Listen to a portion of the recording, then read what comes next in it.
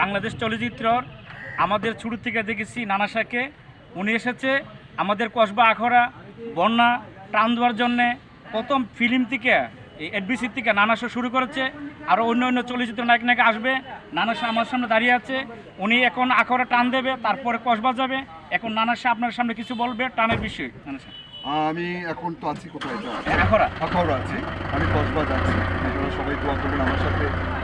আমাদের একজন অভিনেতা সনি আছে, আমার ছেলে শাহ মোহাম্মদ আসিম আছে, তারপরে এখানে রনি আছে, সেলিম আছে, একজন পুলিশ অফিসার আছে। আমরা তাদেরকে নিয়ে যাচ্ছি।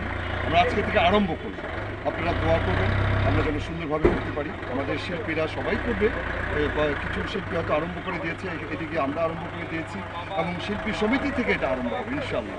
এবং আমার সমস্ত শিল্পীরা এখানে এগিয়ে আসুক, আমি বলি আমার ভক্তরা এগিয়ে আসুক। আমি চাই এটা যে আমার ভক্তরা সবাই এগিয়ে আসুক।